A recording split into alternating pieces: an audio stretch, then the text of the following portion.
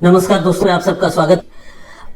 इस कहानी में या इस घटना में एक छोटे से बच्चे का कत्ल हुआ है। यह वाकया है मुंबई का और आज से कई साल पुरानी यह घटना है। 15 अक्टूबर 2015 यानी 2015 की यह बात है और 15 अक्टूबर की मुंबई के वडाला इलाके में एक और लोकेलिटी है, सब लोकेलिटी, जिसे इंदिरा नगर कहते हैं। और इंदिरा नगर एक घनी आबादी वाला रिहायशी इलाका है। इस इलाके से 6 साल का एक बच्चा अपने घर से अचानक कहीं गायब हो जाता है।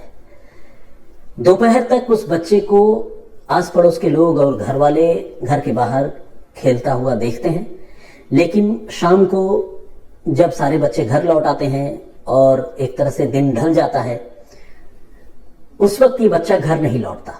पेरेंट्स बहुत परेशान होते हैं, अपने बच्चे को ढूंढते हैं, लेकिन बच्चे का कोई पता नहीं चलता। और फिर हार कर उस बच्चे के पिता देर रात को ही वडाला पुलिस स्टेशन पहुंचते हैं और वो बताते हैं कि उनका बच्चा 6 साल का वो घर के बाहर से कहीं गायब हो गया है और मिल नहीं रहा है। वो बहुत परेशान है, काइंडली उसको ढूंढिए।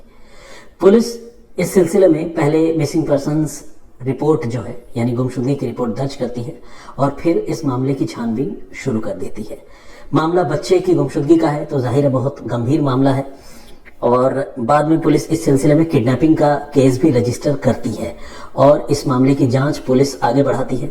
लेकिन लाख कोशिश करने के बावजूद उस बच्चे का कोई पता नहीं चल पाता।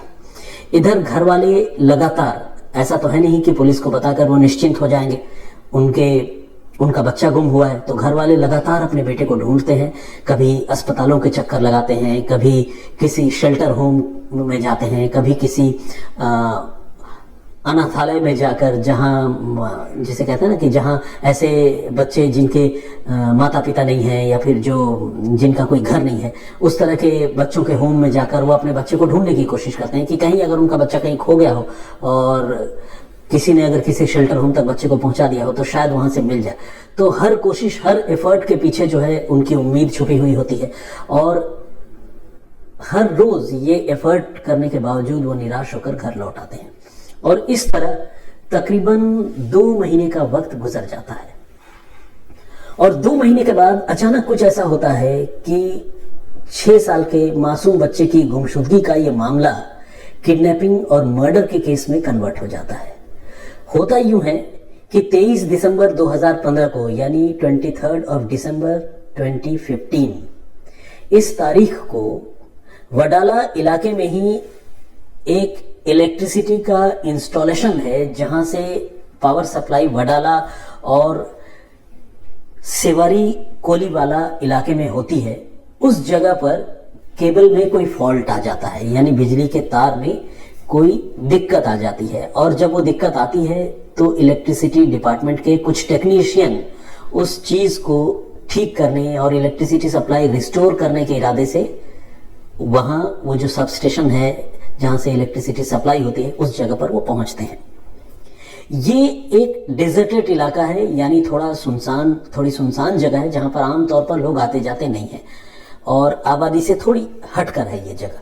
तो जब वो 3 टेक्नीशियन इलेक्ट्रिसिटी डिपार्टमेंट के वहां उस केबल को फिक्स करने, ठीक करने के इरादे से वहां पहुंचते हैं तो उनकी नजर जो है एक बच्चे की लाश पर पड़ती है। लेकिन लाश की हालत इतनी बुरी है कि उसे देखकर पहचान पाना तो दूर, उसे ठीक से देखना भी संभव नहीं है। लाश को देखकर साफ है कि बच्चे की मौत को एक लंबा वक्त गुजर चुका है और वो लाश क्या है, बेसिकली हड्डियों का ढांचा है, जिसके जो फ्लैश है या जिसे हम मांस कहते हैं वो तकरीबन गायब है। जंगली जानवरों, परिंदों और कीड़े मकोड़ों ने वो सारा कुछ चट कर लिया है। तो एक तरह से जिसे हम कहते हैं कि कंकाल नुमा लाश पर, बच्चे की कंकाल नुमा लाश पर इन टेक्नीशियंस की नजर पड़ती है और वो इसके बारे में फिर फौरन वडाला पुलिस को इन्फॉर्म करते हैं। वडाला पुलिस को लगता है कि कहीं ये उस 6 साल के बच्चे की गुमशुदगी के केस से रिलेटेड तो मामला नहीं है। उनके दिमाग में तुरंत ही बात स्ट्राइक करती है और फिर वडाला पुलिस की एक टीम मौका वारदात पर पहुंचती है, जहां उस सब स्टेशन के पास में बच्चे की लाश मिलने की खबर मिली होती है।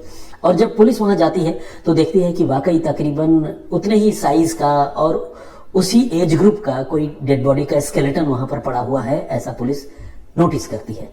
पुलिस उस मोर्टल रिमेन को, जो लाश और जो हड्डियां हैं, उन सारी चीजों को बरामद करके उसे फॉरेंसिक जांच के लिए भिजवाती है और साथ ही सीन ऑफ क्राइम का बहुत बारीकी से मुआयना करती है और इस मामले की तफ्तीश शुरू कर देती है।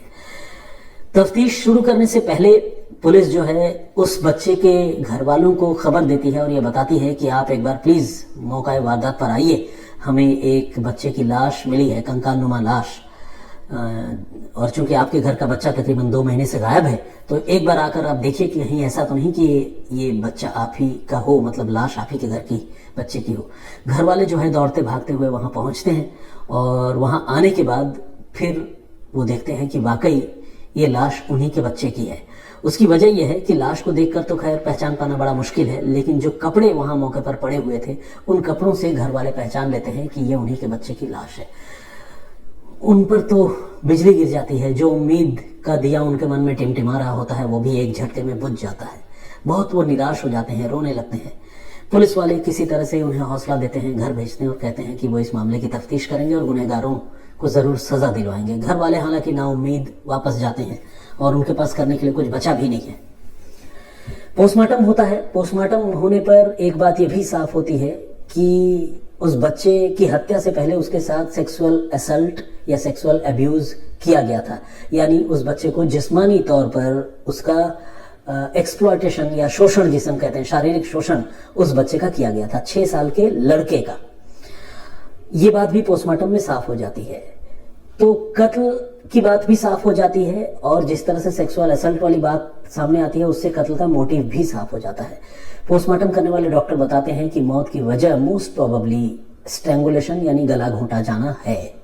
तो कहानी तकरीबन साफ है, वो ये कि सेक्सुअल अब्यूज के लिए 6 साल के एक बच्चे को किडनैप करके कुछ लोगों ने मौत के घाट उतार दिया।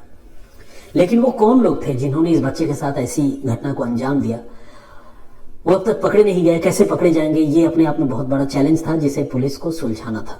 पुलिस जो इस मामले की तफ्तीश कर रही थी, उसने जब सीन ऑफ क्राइम का मुआयना किया था तो उसने कुछ चीजों को वहां से कलेक्ट किया था और उस पर उसकी नजर गई थी। और उन चीजों में कुछ टूटी हुई बियर की बोतलें, कुछ एक ब्लेड्स और कुछ अधजली बीड़ियां वहां मौका वारदात से पुलिस के हाथ लगी थी।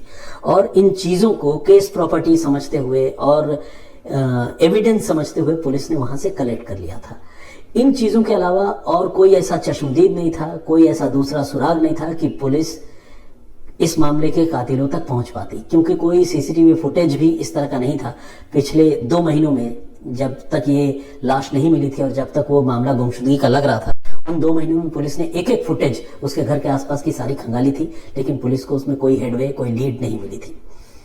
तो खैर, अब ये जो 3 तरह की चीजें मिली, टूटी हुई बियर की बोतल, ब्लेड और कुछ अधजली बीड़ियां, इन चीजों से पुलिस ने मामले की तफ्तीश शुरू की और सबसे ज्यादा उम्मीद पुलिस को उन टूटी हुई बियर की बोतलों से ही थी, क्योंकि अधजली बीड़ियों से और ब्लेड से इस मामले को सुलझाना अनडाउटेडली एक बहुत टफ टास्क हो सकता था।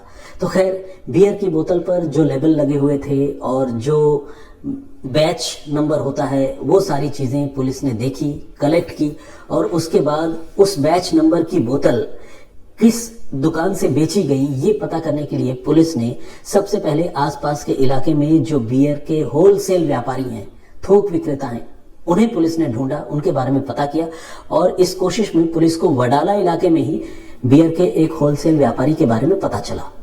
बेसिकली पुलिस को पता तो था ही कि बियर कौन बेचता है, लेकिन उन बियर की बोतलों के बैच नंबर के साथ उस होलसेल विक्रेता से वडाला इलाके में पुलिस ने कांटेक्ट किया। और जब बैच नंबर वगैरह के साथ पुलिस ने उस बियर के विक्रेता से, उस दुकानदार से बातचीत की, तो उस दुकानदार ने बताया कि हाँ, इस बैच नंबर का माल उनकी दुकान में आया था और उन्होंने इस माल को बेचा भी है। पुलिस ने अब जो तारीख है जिन दिनों में वो बच्चा गायब हुआ था, 15 अक्टूबर 2023, उस तारीख के आसपास जो है, जो खरीदार उसकी दुकान में आए थे, बियर खरीद कर ले गए थे, उसकी जांच करने पर पुलिस ने सारा ध्यान केंद्रित किया। इसके लिए पुलिस ने इलेक्ट्रॉनिक सर्विलांस पर जोर दिया और सीसीटीवी कैमरों के फुटेज खंगालने का फैसला किया। 2 महीने पुरानी बात थी पुलिस ने ये एक्सरसाइज कंडक्ट की और इस एक्सरसाइज का फल जो है वो बहुत जल्द निकल कर सामने आ गया। पुलिस को 4 ऐसे लोगों के बारे में पता चला जो 15 अक्टूबर को ही उस दुकान से उस पर्टिकुलर ब्रांड का बियर खरीद कर ले गए थे और जिस लॉट का माल उनको बेचा गया था उसी लॉट के बियर की बोतल, फूटी हुई बोतलें वहां मौका वारदात पर पड़ी हुई मिली थी। तो ये सारी चीजें एक दूसरे को कनेक्ट कर रही थी, कोरोबोरेट कर रही थी और पुलिस ने इन्हीं बातों के सहारे उन 4 लोगों को आइडेंटिफाई किया जिन लोगों ने बियर की बोतल उस दिन खरीदी थी और उस बैच नंबर की बियर की बोतल उनको बेची गई थी। इन 4 लोगों को पुलिस ने पकड़ा और पकड़कर जैसे ही उनसे सख्ती की, पूछताछ की, उन्होंने अपना जुर्म कबूल कर लिया। उन्होंने ये बताया कि ये बच्चा जो है उन्हें घर के बाहर इंदिरा नगर में ही खेलता हुआ मिला था और वो चूंकि पार्टी करने जा रहे थे और उनके दिमाग में आप कह लीजिए कि वहशीपन या दरिंदगी सवार हो गया और उन्हें लगा ये बच्चा एक सॉफ्ट टारगेट है।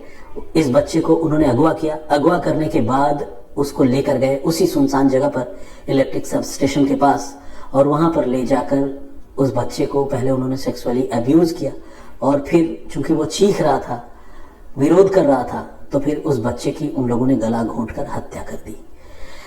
ये जो 4 लोग हैं ये चारों मजदूर थे जो छोटे मोटे कामकाज करके गुजर बसर करते थे और जॉब्स करते थे, लेकिन उन्हें शराब पीने की बुरी लत थी और इसी मैनोशी की लत में, शराब पीने की आदत के सिलसिले में उन्होंने एक और संगीन गुनाह को अंजाम दिया जिसमें उन्होंने एक छोटे से बच्चे को टारगेट करके उसके साथ रेप करने की कोशिश की और फिर उसकी हत्या कर दी। खैर 2 महीने बाद ही सही, बियर की बोतलों से ही सही, पुलिस ने इस मामले को सुलझा लिया और गुनहगारों को सलाखों के पीछे भेज दिया गया। ये थी पूरी कहानी। ये कहानी तकलीफदेह जरूर थी, लेकिन इस मामले में थोड़ी राहत या सुकून भी है कि कम से कम गुनहगार धर लिए गए, पकड़ लिए गए और उन्हें मैं फिर हाजिर होऊंगा किसी और वाकये, किसी और कहानी के साथ। तब तक के लिए मुझे इजाजत दीजिए। अपना बहुत ख्याल रखिए। जय हिंद, जय भारत।